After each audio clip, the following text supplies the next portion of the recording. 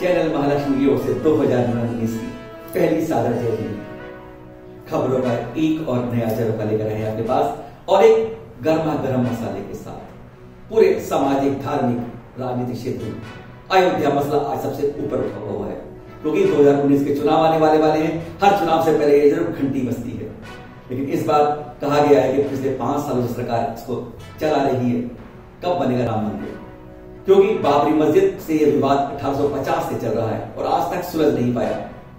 लेकिन क्या यही एक मसला है? मुगल शासकों ने जो हमारे मंदिर तोड़े, ऐसे अनेकों मसले हैं।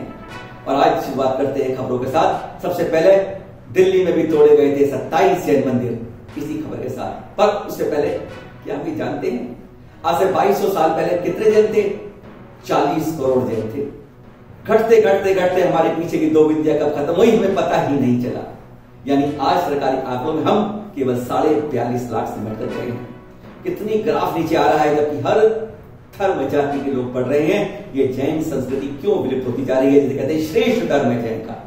और हमारे पड़ोस में कहें, हमारे जो चीन है हमारे पड़ोस में, वहां भी 1000 साल पहले 18,000 मंदिर थे। ऐसे जैन मंदिर वादा तो लोग कहते हैं 28,000 तक कहते हैं। एक इजराइल देश भी ऐसा जहां पर आज भी क्षमावाणी के रूप में मनाते हैं। वहां 2 भगवानों की पूजा होती है, आदिनाथ के माता पिता की, मरु देवी और नामी राय की। और क्षमावाणी के दिन लोग वहां श्वेत वस्त्र पहनते हैं, ना मोटर का इस्तेमाल करते हैं, ना लिफ्ट का उपयोग करते हैं, और सबको कहते हैं सॉरी। ऐसा भी एक देश है हमारे देश के, भारत के अलावा। इसी तरीके से आज हम आपको दिखाते हैं कि मुगल सल्तनत में हमारे यहाँ दिल्ली के अंदर कैसे विनाश हुआ। क्योंकि 2 सप्ताह पहले हमने आपको आगरा के लाल किला का इतिहास बताया था कि वह किस जमीन पर बना है। आज हम आपको दिखाते हैं इस इतिहास को। दिल्ली के दक्षिण दिल्ली में ले चलते हैं आपको, बिल्कुल किनारे पर मेहरौली के पास एक कुतुब मीनार बनी हुई है, ऊंची ललाट। क्या यह साफ जमीन पर बनाई थी? बनाने की शुरुआत की थी कुतुबुद्दीन ऐबक ने। उसके साथ शुरू करते हैं आपके साथ इतिहास। कुतुब मीनार उसने जो बनाई, जो आप देख रहे हैं, एक लंबी मीनार इस समय चल है देश के अंदर, लेकिन उसको हसरत थी अफगानिस्तान की जाम मीनार से ऊंची मीनार को बनाने की। तो उसने एक साफ मैदान बनी बनाई। यहां पर अनेकों जैन मंदिर थे, जिनकी गाथा कहते हैं 20 से 27 जैन मंदिर थे। उनको तोड़ा गया, क्षतिग्रस्त किया गया, और उसकी जगह उस मैदान पर उसने फिर यह इमारत खड़ी करी। यह कुतुबुद्दीन में कोई और नहीं, एक गुलाम था जो बिकता रहा और फिर मोहम्मद गौरी के पास बिककर आ गया। उसको काम मिला अस्तबल का देखने का। अस्तबल जानते ही होंगे आप, जहां घोड़े रखे जाते हैं, वह धीरे धीरे वह सेना बना लिया उसकी, और फिर उसे यहाँ का एक बार उसे सैनिक बना के दिल्ली पर उसको कब्जा मिल गया। उसने फिर अपनी हसरत पूरी करने के लिए एक मीनार बनानी शुरू करी, पहली मंजिल बनाई। लेकिन कहते हैं ना, जो भगवान के साथ या धर्म के किसी में तंग करता है, उसकी भी जिंदगी कोई अच्छी नहीं गुजरती। इतिहास का ये साक्षी रहा। इसके बाद उसकी जिंदगी पूरी लड़ते लड़ते बीती, और फिर एक दिन घोड़े से गिरकर मौत की आगोश में चला गया। कहानी इसके जीवन की यही खत्म नहीं हुई। इसके पुत्र आराम शाह को इसके ही दामाद ने मार दिया यहाँ की सल्तनत के लिए। और दामाद भी कौन था? वो भी इसका गुलाम था, इल्तुतमिश, जो गुलाम करते करते इसके साथ दामाद बनकर बैठ गया था। इल्तुतमिश ने फिर यहाँ पर उसके ऊपर पूरा करके 2 मंजिलें बनाई, पर वह भी बनाते बनाते ही मौत के घाट पहुंच गया, मर गया वो। जब मरा तो उसके बाद यह नहीं, कहते 175 साल बाद जैसे भगवान की दरबार में सुनाई होती है, एक बार ऐसी प्रचंड बिजली गिरी और ऊपर की मंजिल तबाह हो गई। उसके बाद इसकी 2 मंजिलें फिर बनी। 1-2 बार भूकंप भी आया यहाँ पर, यानी विनाश की घंटी हर बार बजती रही है यहाँ पर। यहाँ पर जैन मंदिर को बनाकर तोड़कर बनाया गया। यहाँ आप चित्र देख रहे हैं वे वाले कि यहाँ पर जो आखिरी बार इसको पूरा किया वह फिरोज शाह तुगलक ने किया था इसको। लेकिन उसके बाद उसका भी क्या हश्र हुआ, मुगल सल्तनत का ही उसके साथ पूरा विनाश हो गया। कहते हैं जब आप किसी धर्म के अंदर ऐसा नाश करोगे तो आपका हश्र क्या हुआ, यह कुतुब मीनार का इतिहास बता देता है। यहां पर कुतुब मीनार के साथ में आप जब खंभे देख रहे हैं यहाँ पर चित्र में, तो यहाँ पर देखिए आज भी जैन मूर्तियों उकेरी हुई साफ दिख रही हैं इसके अंदर, जिसे स्पष्ट करते हैं कि यहाँ पर पहले जैन मंदिर थे। यानी उसकी शिल्प कला कितनी मजबूत थी, यह भी आप चित्रों में देख रहे हैं आप कि इस शिल्प कला को उन्हीं खंभों को लेकर ही इसको आगे उसने मस्जिद का रूप दिया। एक चित्र आपने देखा यहाँ पर, जहां पर किस तरीके से हमारे जैन ये कुतुब मीनार का क्षेत्र है वह आपके सामने दिखाया जा रहा है। खंभों पर उकेरी हुई भगवान की मूर्तियों को यहाँ आज भी आप देख रहे हैं। कई जगह तो सामने का हिस्सा बदलकर अबरी में उसे मुस्लिम रूप देने का प्रयास भी किया। आज जो परिसर में बहुत सारे खंबे, दीवारों पर संस्कृत में लिखे विवरण आज भी आप पढ़ सकते हैं। यहाँ पर जगह जगह 8वीं सदी के जैन मंदिरों की शिल्पकला उसको प्रमाणित करती है कि यहाँ पर जैन मंदिरों की एक बहुत बड़ी संख्या थी। तब की जैन कला आज भी यहाँ के खंभों पर साफ स्पष्ट झलकती है। मानो यह कह रहे हो कि जैन मंदिर को यहाँ उजाड़ा गया, तब जाकर इन्हें मीनार बनी। इस पर आज सारे समाज स्तब्ध है, चुप है। अयोध्या का मसला गर्म है, पर यह मसला ठंडा पड़ा। आज की दूसरी खबर, नए वर्ष के ऊपर अनेकों को भटकने से रोका, पर क्या वह शायद स्वयं से था धोखा। 31 दिसंबर की रात, उसमें भटकों से बचाने के लिए पश्चिम सभ्यता के पीछे ना झूमे हो, इसलिए दिल्ली, मुंबई जैसे महानगरों में ही नहीं, छोटे छोटे बड़े बड़े शहरों में कई जगह धार्मिक आयोजन किए गए।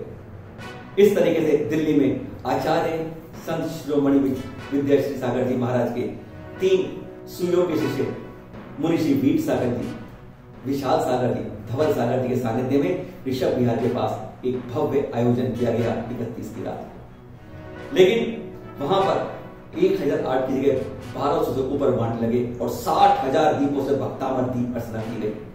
रात में दीपों का इतना ज्यादा चलना, यह इस पर विवाद भी उठा।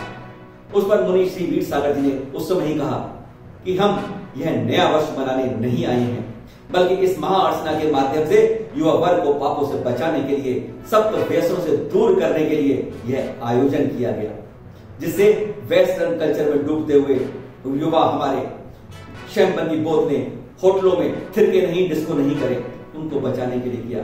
पर क्या ऐसी हिंसा से हमें कोई लाभ मिला? एक चिंतन इस बात में भी आता है। निसंदेह वह कार्यक्रम बहुत शानदार रहा, बहुत लोकप्रिय रहा, लोगों में बहुत ज्यादा उसके प्रति आकर्षण रहा, लोग आए, खचाखच पर रखा। लेकिन एक चिंतन यह आता है कि मुनिचर्या जो स्वयं के मोक्ष पार की ओर चलने के लिए प्रवशक होती है, वह अपनी चर्या को छोड़कर दूसरों के प्रभावना में कितना उचित है।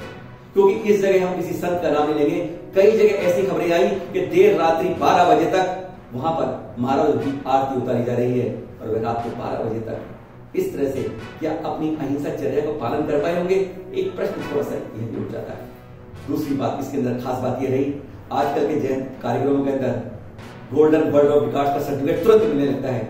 यहां भी एक तुरंत दिया गया कि इतनी बड़ी दीपों की अर्चना नहीं हुई, चित्र में आप देख रहे हैं सर्टिफिकेट। लेकिन एक खास बात यह है कि इसमें इस सर्टिफिकेट को अचीव करने के लिए मुनि पुंगव श्री सुधा सागर जी महाराज जी को इसके लिए श्रेय दिया गया, उनके नाम बनाया गया, क्योंकि वास्तव में इसके आयोजक, इसके पात्र बनते हैं जिन्होंने इसकी ऐसी बड़ी आयोजन किया था।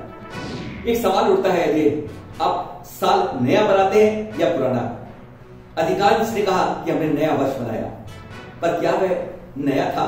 एक चिंतन कीजिए इस बात में, नया कब तक रहता है? एक बार यह भी सोचिए, जो चीज आपको कार हो, मकान हो, वस्त्र हो, कोई भी चीज हो या वर्ष हो, जब तक वह आपकी पहुंच से बाहर होता है तब तक वह नया रहता है। जैसे ही आपने गाड़ी खरीद ली वह पुरानी हो जाती है, कैलेंडर जैसे ही टांगा आपने वह पुराना हो जाता है, वस्त्र आपने नए खरीदे पहनते ही पुराने हो जाते हैं, तो वर्ष भी तो जैसे ही आया पुराना हो गया। तो मनाते कौन सा है? वास्तव में क्या हम नया वर्ष मना पाते हैं? इस बारे में आज आपको हम चिंतन देते हैं ओशो का। बहुत अच्छा ओशो ने इस बारे में कहा। ओशो ने कहा है कि नया होने का मतलब केवल चीजें बदलना नहीं होता है। पश्चिम में पहले मकान बदले, कारें बदली, फिर आग भी बदलने लगे, पत्नियां बदलने लगी, और यह अब पाश्चात्य संस्कृति हमारे देश में भी दिखने लगी। उन्होंने कहा कि नए की खोज होनी चाहिए, वस्तुओं को नया लेकर पुराना करने की नहीं, बल्कि अपने को रोज नया करने की बात करें।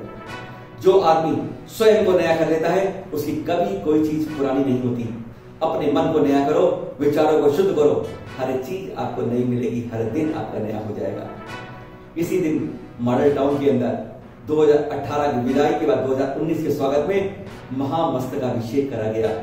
मुनि श्री प्रणम्य सागर जो मुनि चंद्र सागर जी के सानिध्य में यहाँ पर मंदिर के शिखर पर 11 ध्वजाओं को भी लगाया गया, और देश में ऐसे कई आयोजन, कई मंदिरों से हमें इस तरह की सूचनाएं मिली। और अब आ गया एकमात्र पखवाड़ा, ज्ञान कल्याण पखवाड़ा।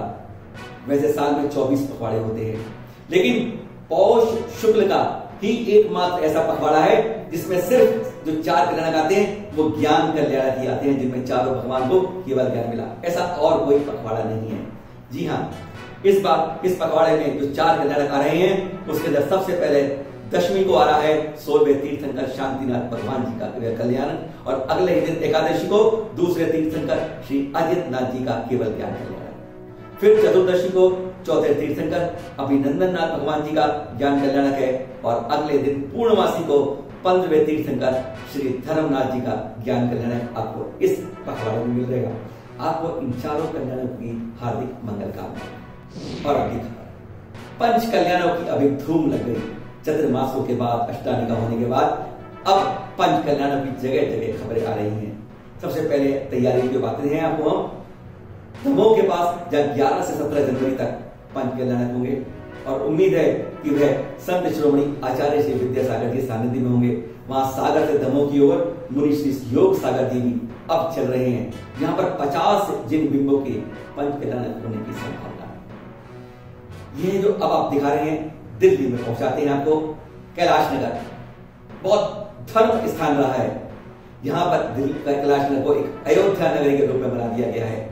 यहाँ पर गली नंबर 2 में प्राचीन मंदिर का जीर्णोद्धार कर एक भव्य मंदिर बनाया गया है, जहां पर पंच कल्याणक 10 से 16 फरवरी को होंगे। यह पंच कल्याणक आचार्य श्री ज्ञान सागर जी और आचार्य श्री प्रज्ञा सागर जी के पावन सानिध्य में होंगे। आचार्य श्री ज्ञान सागर जी का आगरा चतुर्मास के बाद विवाह होते होते अब मथुरा से आगे दिल्ली की ओर चल रहे हैं। तीसरा पंच कल्याणक के बारे में जानकारी है रानी बाग दिल्ली से, जहां पर एलाचार्य श्री अतिवीर जी के सानिध्य में 11 से 16 जनवरी को पंच कल्याणक हो रहा है। अब अगली खबर थोड़ा दर्द भरी, चिंतन करने वाली, जैनियों का भी हो रहा है धर्म परिवर्तन। चौंकाने वाली खबर है, क्योंकि जहां एक तरफ कहा जाता है जैन समाज शिक्षित है, जागरूक है, धन संपन्न है, लेकिन कहा जाता है ये भी बात है कि 5 उंगलियां हमारी बराबर नहीं होती, कोई ना कोई छोटी और कोई बड़ी होती है, इसलिए कहीं ना कोई कमजोर समाज भी होता है। ऐसा वर्तमान ही हमारा अतीत भी बताया है, जबकि हमारे कुछ लोग भटक जाते हैं। सराक क्षेत्र बंगाल और उड़ीसा के अंदर ऐसा क्षेत्र है जहां पर जैनी होते भी हमारे जो बिछुए सराकों लाखों लोग हैं वहां पर, और ज्ञान सागर जी ने आचार्य ने 2 दशक पहले एक मुहिम छेड़ी उन्हें मुख्य धारा में लाने के लिए। लेकिन यह उसके बाद वर्तमान में जब ऐसी बात मिलती है कि हमारे जैन धर्म परिवर्तन कर रहे हैं, वैसी संख्या हमारी काफी कम होती जा रही है, तो बहुत चिंताजनक बात हो जाती है। क्योंकि जहां एक तरफ हम कहते हैं बहुत धन संपन्न है, वहां हम गरीबों की सहायता नहीं कर पा रहे हैं, ये एक बड़ा प्रश्न उठ जाता है। अब आपको पहुंचाते हैं हम मध्य प्रदेश के छिंदवाड़ा जिले के चांदामेटा कस्बे में, जहां गत क्रिसमस के दिन 5 जैन परिवारों को क्रिश्चियन रूप में ईसाई मिशनरी में बदला, उन्हें आर्थिक सहायता का लालच भी दिया, और इसी जगह पर इस माह के अंदर पंच कल्याणक पे लाखों रुपए खर्च होंगे। लेकिन एक बात यह सोचने वाली है कि हम लाखों रुपए एक आयोजन में खर्च कर देते हैं, लेकिन अपने जैन परिवारों को सहायता नहीं देते हैं, और वे मजबूरन दूसरे धर्मों में बदले जा रहे हैं। यह शुरुआत हमारे लिए बहुत भयंकर परिणाम दे सकती है। इस बारे में समाज को सोचना चाहिए, जागरूक होना चाहिए कि ऐसा क्यों हो रहा है। जाने से पहले आपको कुछ और खबर बता दें, पर सबसे पहले आपको धन्यवाद देना चाहेंगे। अभी हमें 3 माह भी नहीं हुए आपके साथ मुलाकात करते हुए। आप लोगों ने हमारे से इतना प्यार बांटा कि आज हमारे सब्सक्राइबर बढ़कर 5000 की संख्या आज पार कर दी है आपके बीच में। पहले हमें 100 करने के लिए, आप मेरे 100 को जोड़ने के लिए हमें 15 दिन लग गए थे। अगले 15 दिन में हम 500 पहुंचे थे, लेकिन उसके बाद जो आप लोगों ने हमें इतना प्रेम उत्साह दिया है, हम उसके शुक्रगुजार हैं आपके, कि हमने आज पौने 3 महीने के बीच के अंदर 5000 की मंजिल को मुकाम पहुंच लिया है। इस सब का श्रेय हम आपको देते हैं, आपके प्रेम को देते हैं, और आपको विश्वास दिलाते हैं कि आपका ये चैनल आपको हमेशा नए आयाम देता रहेगा, नई नई बातें बताता रहेगा। और अगली बार मिलने से पहले आपसे सभी को सादर जय जिनेंद्र, और वादा जल्द जल्द फिर मिलेंगे इस ठंडी ठुठराती सर्दी के बीच, क्योंकि कहते हैं जब ठंड जाने लगती है तो तेजी से घटती है, कहीं कहीं झटके भी देती है। आज दिल्ली आसपास जगह जगह मौसम काफी हो रहा, जहां उत्तर में ऊपर बर्फ गिर रही है, और दिल्ली जैसे शहरों में आज खूब अच्छी बारिश हो रही है। सादर जय जिनेंद्र।